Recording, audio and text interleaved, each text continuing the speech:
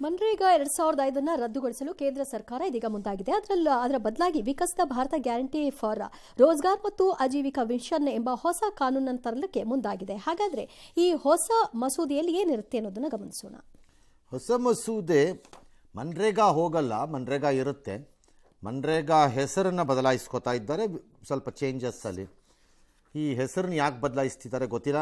Mostly MNREGA ಬೇಡ ಅಂತ ಇರಬೇಕು. ಬಟ್ ಬಿ ಜೆ ಪಿಯವ್ರು ಏನೇ ಮಾಡಿ ನಿಮಗೆ ಹೆಸರಿಡೋಕ್ಕೆ ಬರಲ್ಲ. ಕಾಂಗ್ರೆಸ್ನವ್ರು ಬೆಟ್ರು ಪ್ರೋಗ್ರಾಮ್ಗಳಿಗೆ ಹೆಸರಿಡೋದ್ರಲ್ಲಿ. ನಿಮ್ಗೆ ಹೆಸರಿಡೋಕ್ಕೆ ಬರಲ್ಲ, ಅದು ಏನೇನೋ ಹೆಸರಿಟ್ಬಿಡ್ತೀರಿ. ಅದು ಯಾವನಿಗೆ ಅರ್ಥವೇ ಆಗಲ್ಲ. ಹೆಸರುಗಳು ಕ್ಯಾಚಿ ಇರಬೇಕಪ್ಪ. ಬಿ ಜೆ ಪಿಯವ್ರಿಗೆ ಹೆಸರಿಡೋಕ್ಕೆ ಬರಲ್ಲ. ಈ ಹೊಸ ಮಸೂದೆ ರಾಜ್ಯ ಸರ್ಕಾರಗಳ ವೆಚ್ಚ ಹೆಚ್ಚಿಸುತ್ತೆ. ಮೊದಲು ಸಂಪೂರ್ಣ ಕೇಂದ್ರನೇ ಭರಿಸ್ತಿತ್ತು. 100 ದಿನ ಇತ್ತು, ಈಗ 125 ದಿನ ಮಾಡ್ತಾ ಇದ್ದಾರೆ. ರಾಜ್ಯಗಳು ಕೂಡ ವೇತನ ಪಾವತಿಯಲ್ಲಿ ಪಾಲು ಕೊಡಬೇಕಾಗತ್ತೆ. ಅನುಪಾತ 60-40 ಅನುಪಾತದಲ್ಲಿ ಅನುದಾನ ಹಂಚಿಕೆಯಾಗುತ್ತೆ. 40% ವೇತನದ ಹೊರೆಯನ್ನು ರಾಜ್ಯಗಳೇ ಹೊರಬೇಕು.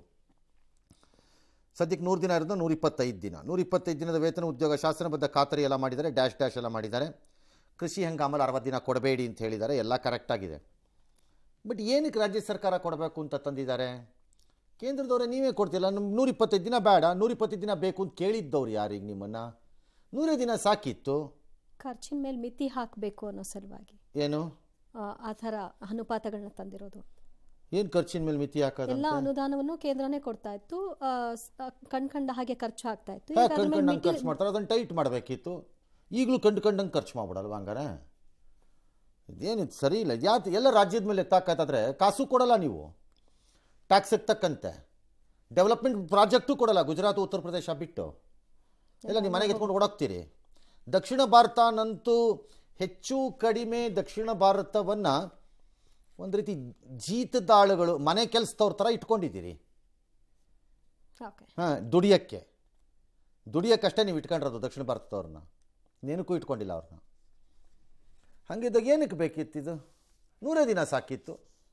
ಎಲ್ಲ ಕಾಸು ನೀವೇ ತಗೊಂಡ್ಬಿಡೋದಾದರೆ. ಬಿ ಜೆ ಪಿಯವರು ಎಲ್ಲದರಲ್ಲೂ ನಾವು ನೋಡಿ, ನಿಮ್ಮ ರಥ ಓಡ್ತಿದೆ, ಓಡಿಸಿ ಅಲ್ವಾ? ನಿಮ್ಮ ರಥ ನಿಂತಾಗ ನಿಮ್ಗೆ ಹೆಂಗೆ ಬಡಿತಾರೆ, ಜಜ್ತಾರೆ ಮೂತಿಗೆ ಹಾಕ್ಕೊಂಡು ಅಂತ ನೋಡುವ್ರಂತೆ ಅಷ್ಟೆ.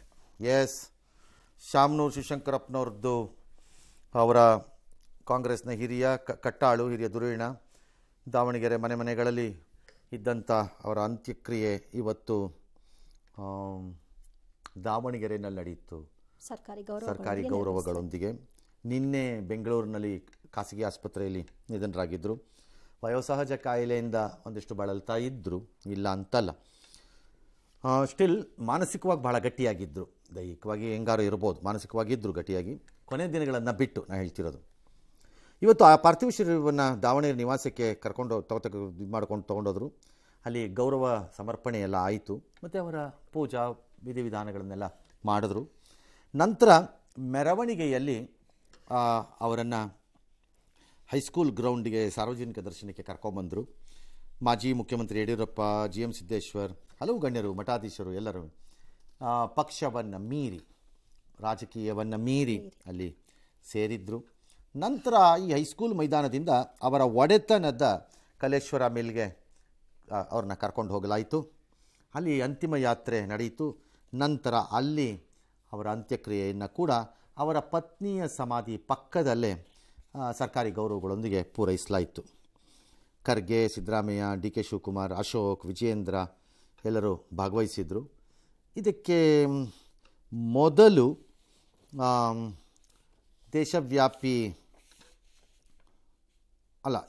ಮೊದಲು ದಿಲ್ಲಿಯಲ್ಲಿ ಭಾಳ ಈ ಶಾಮನೂರು ಕುರಿತು ಯಾರೇನು ಹೇಳಿದ್ದಾರೆ ನೋಡ್ಬಿಡೋಣ ಫಸ್ಟ್, ಆಮೇಲೆ ಮುಂದಕ್ಕೆ ಹೋಗೋಣ. ಈ ಸದನದ ಸದಸ್ಯರಾಗಿದ್ದಂಥ ಹಿರಿಯರಾದಂಥ ಶಾಮನೂರು ಶಿವಶಂಕರಪ್ಪನವರು ನಿನ್ನೆ ನಿಧನರಾಗಿದ್ದಾರೆ. ಅವರ ಆತ್ಮಕ್ಕೆ ಶಾಂತಿ ದೊರಕಲಿ ಅಂತೇಳಿ ಒಂದು ಸಂತಾಪ ಸೂಚಕ ನಿರ್ಣಯವನ್ನು ಕರೆದಿದ್ದೀರಿ. ಶಾಮನೂರು ಶಿವಶಂಕರಪ್ಪನವರು ದೇಶದಲ್ಲಿಯೇ ಒಬ್ಬ ಹಿರಿಯ ಶಾಸಕ. ಅವರು ಬಹಳ ದೊಡ್ಡ ಸಾವಿರಾರು ಲಕ್ಷಾಂತರ ಅಭಿಮಾನಿಗಳನ್ನು ಅಗಲಿದ್ದಾರೆ. ಅವರ ಕುಟುಂಬ ವರ್ಗದವರಿಗೆ, ಅವರ ಅಭಿಮಾನಿಗಳಿಗೆ ಅವರ ಸಾವಿನ ದುಃಖವನ್ನು ಭರಿಸ್ತಕ್ಕಂಥ ಶಕ್ತಿ ಕೊಡಲಿ ಅಂತೇಳಿ. ಶಾಮನೂರು ಶಿವಶಂಕರಪ್ಪನವರ ಅಗಲಿಕೆಯಿಂದ ರಾಜ್ಯ ರಾಜಕಾರಣಕ್ಕೆ, ಅದರಲ್ಲೂ ವಿಶೇಷವಾಗಿ ದಾವಣಗೆರೆ ಜಿಲ್ಲೆಗೆ ಮತ್ತು ವೀರಶೈವ ಲಿಂಗಾಯತ ಮಹಾಸಭೆಗೆ ತುಂಬಲಾರದ ನಷ್ಟವಾಗಿದೆ. ಭಗವಂತನವರ ಆತ್ಮಕ್ಕೆ ಸದ್ಗತಿ ನೀಡಲಿ, ಆ ಕುಟುಂಬ ಸದಸ್ಯರಿಗೆ ಈ ನೋವನ್ನು ತಡೆಯುವ ಶಕ್ತಿ ಕೊಡಲಿ. ಶಾಮನೂರು ಶಿವಶಂಕರಪ್ಪನವರು ಇಡೀ ದಾವಣಗೆರೆಗೆ ಒಂದು ಕಳೆ ಕಟ್ಟೋ ರೀತಿ ವಿದ್ಯೆಗೆ ಒಂದು ಪ್ರಾಮುಖ್ಯತೆಯನ್ನು ಕೊಟ್ಟು ಈ ಸಂಸ್ಥೆಯನ್ನು ಬೆಳೆಸಿದ್ದಾರೆ. ಅವರು ಇವತ್ತು ನಮ್ಮನ್ನು ಅಗಲಿದ್ದಾರೆ. ಅವರ ಕುಟುಂಬಕ್ಕೆ, ಅವರ ಅಭಿಮಾನಿಗಳಿಗೆ ಈ ದುಃಖವನ್ನು ಭರಿಸುವಂಥ ಶಕ್ತಿ ಭಗವಂತ ನೀಡಲಿ ಅಂತೇಳಿ ತಾವು ತಂದಿರುವಂಥ ಸಂತಾಪ. ಎಲ್ಲರೂ ಪ್ರೀತಿಸುವಂಥ ಒಬ್ಬ ವ್ಯಕ್ತಿ ಅಂದರೆ ಅದು ಶಿವಶಂಕರಪ್ಪನವರು ಅಂತ ಹೇಳಬೇಕು. ನೀವು ಹೇಳಿದಾಗೆ ಅವರಿಗೆ ಪಕ್ಷಾತೀತ, ಅವರು ಕಾಂಗ್ರೆಸ್ ಪಕ್ಷದಲ್ಲಿದ್ದರೂ ಕೂಡ ಅವರಿಗೆ ಎಲ್ಲ ಪಕ್ಷದವರು ಗೌರವ ಇರ್ತಿತ್ತು. ಅವರಂತಹ ಒಂದು ವ್ಯಕ್ತಿತ್ವವನ್ನು ಹೊಂದಂಥ ವ್ಯಕ್ತಿಯಾಗಿದ್ದರು. ಸಮಾಜ ಯಾವತ್ತೂ ಒಗ್ಗಟ್ಟಿಗೆ ಹೋಗಬೇಕು ಅನ್ನುವಂಥ ಹೋರಾಟ ಅವ್ರು ಮಾಡ್ತಾಯಿದ್ರು.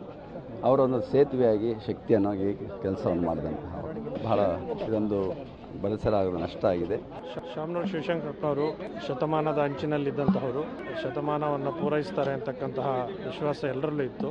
ಆದರೆ ಅನಾರೋಗ್ಯದಿಂದ ಇವತ್ತು ಭೌತಿಕವಾಗಿ ದೇಹವನ್ನು ಅಗಲಿದ್ದಾರೆ. ಅವರ ಆದರ್ಶಗಳನ್ನು ನಮ್ಮ ಮುಂದಿನ ಜನಾಂಗ ಪಾಲಿಸುವಂತಾಗಲಿ ಅಂತ ಹಾರೈಸ್ತೇವೆ.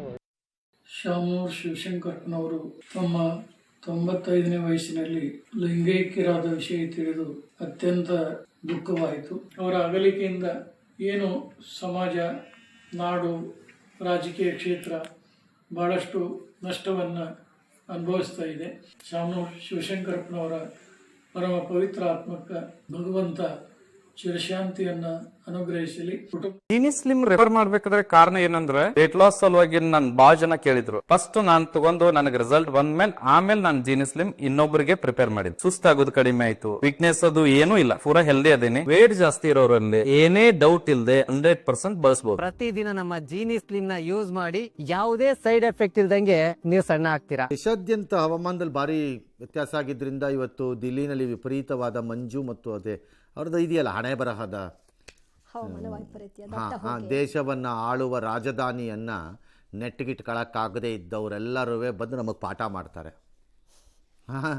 ಅದೇನು 1 ವರ್ಷ 2 ವರ್ಷ ಅದೆಷ್ಟೋ ವರ್ಷದಿಂದ ನೆಟ್ಟಿಗಿಟ್ಕೊಳ್ಳೋಕೆ ಒಂದು ಯೋಗ್ಯತೆ ಇಲ್ಲ ಇವ್ರುಗಳಿಗೆ. ಬಂದು ನಮಗೆ ಪಾಠ ಮಾಡ್ತಾರೆ. ಎಲ್ಲ ಪಾರ್ಟಿಯವ್ರಿಗೂ ಸೇರಿ ನಮಗೆ ಪಾಠ ಮಾಡ್ತೀರಿ ಬಂದು. ಅದರಲ್ಲೂ ಸ್ವಲ್ಪ BJP ಅವರು. ಅದರ ಪರಿಣಾಮ ವಿಮಾನ ಟೇಕ್ ಆಫ್ ಆಗಲಿಲ್ಲ. ಹಂಗಾಗಿ ಅಲ್ಲ ಡೆಲ್ಲಿಗೆ ಹೋಗಿದ್ರಂತೆ ಯಾವುದೋ ವೋಟ್ ಚೋರಿ ಕಾನ್ಫರೆನ್ಸ್ಗೆ ಯಾವುದಕ್ಕೋ ನಮ್ಮ ಕರ್ನಾಟಕದ ಕೆಲವು ಮಂತ್ರಿಗಳು ಶಾಸಕರೆಲ್ಲ ಅವರು ವಿಮಾನದಲ್ಲೇ ಒಂದು 4 ಗಂಟೆ ಕಳೆದ್ರಂತೆ. ಈ ವಿಮಾನದವರು ಅಷ್ಟೇ 4 ಗಂಟೆ ಯಾಕೆ ಒಳಗೆ ಕೂರಿಸಿ ಸಾಯಿಸ್ತಾರೋ ಜನರನ್ನು. ವಿಮಾನ ಮೇಲಕ್ಕೆ ಹೋಗಲ್ಲ ಅಂದರೆ ಕೆಳಗೆ ಇಳಿಸ್ಬಿಡ್ಬೇಕಪ್ಪ ಎಲ್ಲರೂ. ಕೂತಿರ್ರಪ್ಪ ಕರಿತೀವಿ ಬರೋರಂತೆ ಅಂದ್ರೆ ಆಯ್ತಪ್ಪ. ಅದ್ಯಾಕೆ ವಿಮಾನದೊಳಗಡೆನೆ ಕೂಡಾಕ್ ಪ್ರಾಣ ತಿಂದು ಸಾಯಿಸ್ತಾರೋ. ಹೇ ಕಚಡಗಳು ತಗೊಂಡು ಇನ್ನು ಕಾಸು ತಗೊಳ್ಳೋದಲ್ಲದೆ ಇದು ಬೇರೆ ಶಿಕ್ಷೆ ಈ ಕೋತಿಗಳಿಗೆ. ಕೇಂದ್ರ ಸರ್ಕಾರ ಕ್ರಮ ತಗೋಬೇಕು. ಕ್ರಮ ಆಯ್ತು, ಎಲ್ಲರೂ ಹೇಳ್ತೀವಿ, ನಾವು ತಗೊಳ್ತೀವಿ ಕ್ರಮನ. ಇಲ್ಲಿ ಕರ್ನಾಟಕ ಬೆಂಗಳೂರಲ್ಲಿ ಹೇಳಲ್ವಾ ನಾವು? ನೀವು ತಗೋತೀರಾ ಕ್ರಮನ? ರಸ್ತೆ ಗುಂಡಿಗಳನ್ನು ಮುಚ್ಚಬೇಕು, ಕ್ರಮ ತಗೊಳ್ಳಿ ಅಂತಾನೆ ಯಾರು ಹೇಳಿದ್ದು ಅದನ್ನು? ಕೇಂದ್ರ ಸರ್ಕಾರ ಎಸ್ ಕೆ ಪಾಟೀಲ್. ಹೇಳಿ ನಿಮ್ಮ DK ಶಿವಕುಮಾರ್ಗೆ ರಸ್ತೆ ಗುಂಡಿಗಳನ್ನು ಮುಚ್ಚಬೇಕು ಅಂತ ಯಾಕೆ ಹೇಳಿಲ್ಲ ಬಂದು? ಹಾಗೇನು ಕಣ್ಣು ಮುಚ್ಕೊಂಡು ಕೂತಿದ್ರಾ? ಬಟ್ಟೆ ಹಾಕೊಂಡಿದ್ರಾ ಕಣ್ಣಿಗೆ? ಎಲ್ಲರೂ ಬುರುಡಾನೆ, ಸುಮ್ಮನೆ ಯಾತಕ್ಕೆ ಬಿಡ್ತೀರಿ ರೈಲು. ಎಸ್, ಮುಂದಕ್ಕೆ ಹೋಗೋಣ. ಇನ್ನು ರಾಜಧಾನಿ ದೆಹಲಿ ವಾಯುಗುಣಮಟ್ಟ ಕೂಡ 500ಕ್ಕೆ ತಲುಪಿದೆ. ಹವಾಮಾನ ವೈಪರೀತ್ಯದಿಂದಾಗಿ ಇವತ್ತು ಸುಮಾರು 66 ವಿಮಾನಗಳು ಸ್ಥಗಿತಗೊಂಡಿದ್ವು. ನಾನಾ ಭಾಗಗಳಿಗೆ ಹೊರಡಬೇಕಿದ್ದಂತಹ 60 ರೈಲುಗಳು ಕೂಡ ಕ್ಯಾನ್ಸಲ್ ಆಗಿದ್ವು. ಈ ಮಧ್ಯೆ ಜೋರ್ಡಾನ್, ಇಥಿಯೋಪಿಯಾ, ಒಮನ್ ಪ್ರವಾಸ ಕೈಗೊಂಡಿದ್ದಂತಹ ಪ್ರಧಾನಿ ಮೋದಿಯವರಿಗೂ ಕೂಡ ಇದರ ಎಫೆಕ್ಟ್ ತಟ್ಟಿದೆ. ಬೆಳಗ್ಗೆ 8:30ಕ್ಕೆ ತೆರಳಬೇಕಿದ್ದಂತಹ ವಿಮಾನ ಸ್ವಲ್ಪ ಸಮಯ ತಡವಾಗಿ ಟೇಕ್ ಆಫ್ ಆಯಿತು. ಇನ್ನು ದೆಹಲಿಯ ದಟ್ಟ ಮಂಜು ಸುಪ್ರೀಂ ಕೋರ್ಟ್ನ ಕಲಾಪಕ್ಕೂ ಕೂಡ ತಟ್ಟಿದ್ದು, ವಿಡಿಯೋ ಕಾನ್ಫರೆನ್ಸ್ ಮೂಲಕ ವಿಚಾರಣೆಗೆ ಹಾಜರಾಗುವಂತೆ ನ್ಯಾಯಾಧೀಶರು ಸಲಹೆಯನ್ನು ಕೊಟ್ಟಿದ್ದಾರೆ. ದೆಹಲಿ ಮುಂಬೈ ಎಕ್ಸ್ಪ್ರೆಸ್ ವೇನಲ್ಲಿ ಬೆಳಗ್ಗೆ ದಟ್ಟವಾದಂತಹ ಮಂಜಿದ್ದಂತಹ ಪರಿಣಾಮ ಸರಣಿ ಅಪಘಾತ ಸಂಭವಿಸಿತು. ಭೀಕರ ಅಪಘಾತದಲ್ಲಿ 4 ಮೃತರಾದರೆ 20 ವಾಹನಗಳು ಜಖಮಾಗಿದ್ವು. ಈಗ ಇವತ್ತು ಮೋದಿ ಅವ್ರಿಗೆ 1 ಗಂಟೆ ಕಾಲ ತಡ ಆಯ್ತಲ್ಲ, ಅವ್ರಿಗೆ ಗೊತ್ತಾಗಲ್ವಂತ ಡೆಲ್ಲಿನಲ್ಲಿ ಪರಿಸ್ಥಿತಿ ಇದೆ ಅಂತ. ಅದಕ್ಕೆ ರಿಪೇರಿ ಮಾಡಿ ಮುಂದಿನ ಮಾತಾಡಲ್ಲ ಸಾಹೇಬ್ರು. ಹಿಂದೆ ಇದ್ದ ಸರ್ಕಾರಕ್ಕೆ ಪ್ರಶ್ನೆ ಮಾಡುವಾಗ ಚೆನ್ನಾಗಿ ಅದಲ್ಲ, ಇವ್ರು ಪ್ರೈಮ್ ಮಿನಿಸ್ಟ್ರು ಈಗ 10 ವರ್ಷ ಆಯ್ತಲ್ಲಪ್ಪ, ಒಂದಿನ ಮಾತಾಡಲ್ಲ ನೀವು ದಿಲ್ಲಿದು ವಾತಾವರಣದ ವಿಚಾರನ.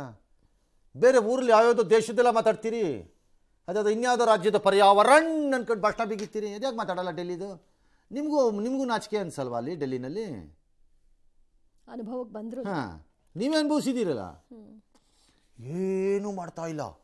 ಈ ಥರ ಆದ ತಕ್ಷಣ ಮುಖ್ಯಮಂತ್ರಿಗಳ ಸಭೆ ಅಂತೆ, ಅದ್ಯಾವುದೋ ಎನ್ವಿರಾನ್ ಮಿನಿಸ್ಟರ್ ಕೇಂದ್ರ ಸರ್ಕಾರದ ತುರ್ತು ಸಭೆ ಅಂತೆ. ಬರೀ ಥರ ಎಂಥ ಬೋಗಸ್ ಗಿರಾಕಿಗಳು ಅಂತಂದರೆ ಸಭೆಯಿಂದ ಏನಾಯ್ತು ಅಂದ್ರೆ ಇವರಂಥ ಬೋಗಸ್ ಜನ ನೋಡೇ ಇಲ್ಲ ನಾನು. ಬರೀ ಬೋಗಸ್ಸು ಆ ಎನ್ವಿರಾನ್ಮೆಂಟ್ನವರೆಲ್ಲ, ಬರೀ ಬೋಗಸ್ಸು. 500 ಮೇಲಕ್ಕೆ ರೆಕಾರ್ಡೇ ಆಗಲ್ಲ ಇನ್ನು ಹೋಗ್ಬಿಟ್ರೆ. AQI ನಿಮ್ಮ ಹತ್ರ ಇರೋ equipments has got a limitation to record only up to 500. Okay. ಅದಾದಮೇಲೆ ಅದು ರೆಕಾರ್ಡೇ ಮಾಡೋಕ್ಕಾಗಲ್ಲ. ನೋಡ್ತಾ ಇರಿ ಯಾವ ಸ್ಟೇಜ್ಗೆ ಹೋಗ್ತೀರಿ ಅಂತ. ದೇಶ ರಿಪೇರಿ ಮಾಡ್ತೀವಿ ಅಂತ ಹೇಳ್ತೀರಲ್ಲ ನಿಮ್ಮ ಯೋಗ್ಯತೆಗಳಿಗೆ.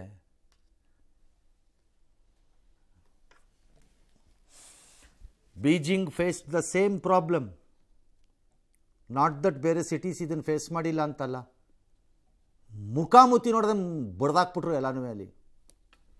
ಇಲ್ಲಿ ಮಾತಾಡಿ ನಮ್ಗೆ ಗೊತ್ತೇ ಇಲ್ಲ. ಹೌದಾ, ಹಾಗೆಲ್ಲ ಆಗ್ತಾ ಇದೆಯಾ ಡೆಲ್ಲಿನಲ್ಲಿ ಅಂತ ಸಾಹೇಬರು ಕೇಳ್ತಾ ಇರ್ಬೇಕಾರೆ ನೆಕ್ಸ್ಟ್ ವೀಕಲ್ಲಿ. ಎಸ್. ಮೊಟ್ಟೆಯಿಂದ ಕ್ಯಾನ್ಸರ್ ವದಂತಿ ಬೆನ್ನಲ್ಲೇ ಫುಡ್ ಸೇಫ್ಟಿ ಡಿಪಾರ್ಟ್ಮೆಂಟ್ ಅಲರ್ಟ್ ಆಗಿದೆ. ಬೆಂಗಳೂರಿನಲ್ಲಿ ಸುಮಾರು 200ಕ್ಕೂ ಹೆಚ್ಚು ಪ್ರದೇಶಗಳಲ್ಲಿ ಮೊಟ್ಟೆ ಸ್ಯಾಂಪಲ್ಗಳನ್ನು ಸಂಗ್ರಹ ಮಾಡಲಾಗಿದೆ. 15-20 ದಿನದಲ್ಲಿ ರಿಪೋರ್ಟ್ ಬರುತ್ತಂತೆ. ಬಂದ ನಂತರದಲ್ಲಿ ಕ್ರಮ ತೆಗೆದುಕೊಳ್ತೀವಿ ಅಂತ ಆರೋಗ್ಯ ಸಚಿವರು ಕೂಡ ತಿಳಿಸಿದ್ದಾರೆ. ಇನ್ನು ಆಹಾರ ತಜ್ಞರು ಕೂಡ ಮೊಟ್ಟೆ ತಿಂದರೆ ಕ್ಯಾನ್ಸರ್ ಬರುತ್ತೆ ಅನ್ನೋದು ತಪ್ಪು, ಎಲ್ಲ ಊಹಾಪೋಹ ಅಂತ ಹೇಳಿದ್ದಾರೆ. ಮೊಟ್ಟೆ ತಿಂದರೆ ಕ್ಯಾನ್ಸರ್ ಬರುತ್ತೆ ಅನ್ನೋದೇ ಆಗಿದ್ದಿದ್ರೆ ಅದು ಗೊತ್ತಾಗಕ್ಕೆ ಇಷ್ಟು ದಿನ ಬೇಕಾಗಿರ್ತಿರ್ಲಿಲ್ಲ. ಆದರೆ ಎಫೆಕ್ಟ್ ಗೊತ್ತಾಗ ಯಾವಾಗಲೂ ಯಾವನೊಬ್ಬ ಕಂಡು ಹಿಡಿದು ಬಿಡುವ ಇದನ್ನು. ಯಾಕಂದರೆ ಅಷ್ಟು ಲಾರ್ಜ್ ಸ್ಕೇಲಲ್ಲಿ ಯೂಸ್ಡ್ ಇದು ಪದಾರ್ಥ. ಅದು ಈಗ ನೆನ್ನೆ ಮೊನ್ನೆ ಬಂದಿರೋ ಪದಾರ್ಥ ಅಲ್ಲ. ಹಾಗಾಗಿ ಮೇಲ್ನೋಟಕ್ಕೆ ಬೋಗಸ್ ಇದ್ದಂಗಿದೆ. ಯಾವನ ಕೋತಿಗಳು ಈ ದೇಶದಲ್ಲಿ ಇನ್ನೇನು ಕೆಲಸ ಬುರ್ಡ ಬಿಟ್ಕೊಂಡು ಓಡಾಡ್ತಿರ್ತಾರೆ. ಅದೇ ಯಾವುದೋ ಸೋಷಿಯಲ್ ಮೀಡಿಯಾ ಯಾವುದ್ರಲ್ಲ ಹಾಕಿ ಮಜಾ ನೋಡಿರ್ತಾರೆ. ಅದರಲ್ಲೇ ವೈರಲ್ ಆಗಿ ಅಷ್ಟೇ.